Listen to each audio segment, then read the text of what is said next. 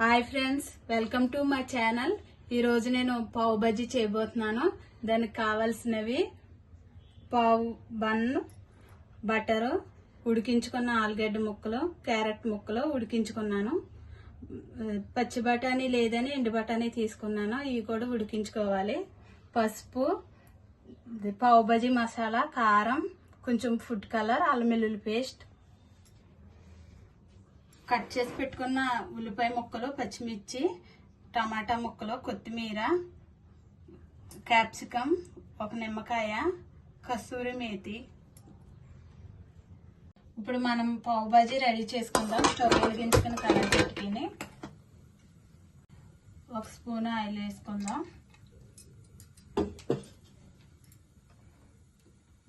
1 spoon butter వేసుకుందాం.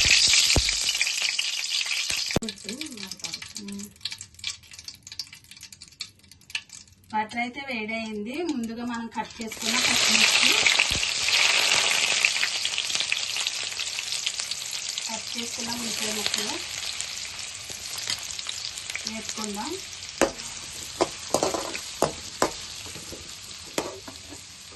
రెండు నిమిషాలు వేసుకుందాం. ఉల్లిపాయలు వేగిన తర్వాత మనం కట్ చేసి పెట్టుకున్న క్యాప్సికమ్ ముక్కలు వేసుకుందాం. ఇవి కూడా 2 నిమిషాలు వేసుకుందాం. క్యాప్సికమ్ కూడా వేగిన తర్వాత మనం కట్ చేసి పెట్టుకున్న టమాటా ముక్కలు వేసుకుందాం. ఇవి కూడా 1 నిమిషం వేసుకుందాం. ఇలా వేగిన తర్వాత టమాటాలు కూడా 1 స్పూన్ సాల్ట్ వేసుకుందాం. 1 స్పూన్ అల్లం వెల్లుల్లి పేస్ట్, ఇవి కూడా వేపుకుందాం.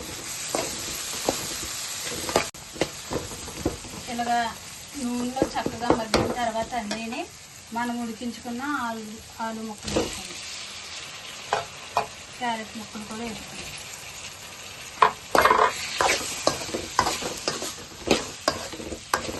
కలుపుకున్న తర్వాత మనం బఠానీ స్మాష్ చేసి వేసుకుంటున్నాను. బఠానీ అయితే 4 గంటల ముందు నానబెట్టి ఉడికించుకోవాలి.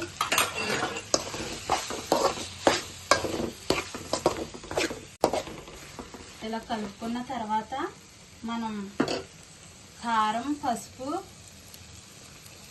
మసాలా, కొంచెం ఫుడ్ కలర్, పావు బాజీ మసాలా, ఫుడ్ కలర్ కోసం వేసుకుందాం. వేసి కలుపుకోవాలి. ఇలా కలుపుకున్న తర్వాత మనం ఆలు ముక్కలు, క్యారెట్ ముక్కలు స్మాష్ చేసుకుందాం. ఇలాగా స్టవ్ స్లిమ్లో పెట్టుకుని చేసుకోవాలి.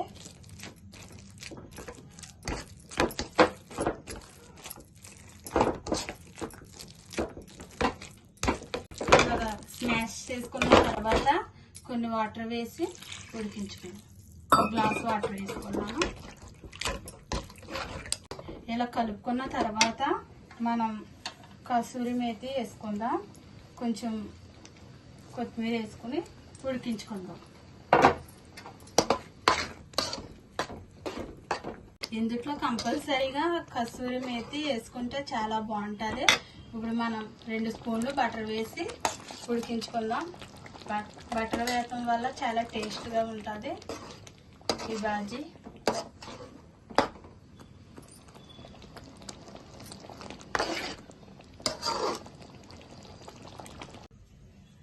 ఇప్పుడు మనం పావు బన్ని వేపుకుందాము. 1 స్పూన్ బటర్ వేసుకుని కరిగించుకుందాం.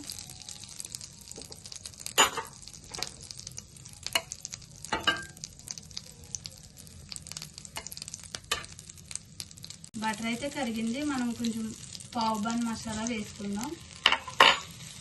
వేసుకొని బన్ కట్ చేసుకుందాం.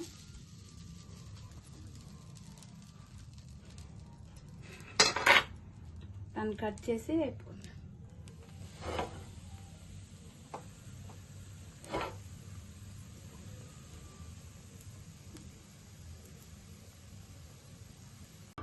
ఇలా వేపుకున్న తర్వాత మనం ప్లేట్లో తీసుకుందాం.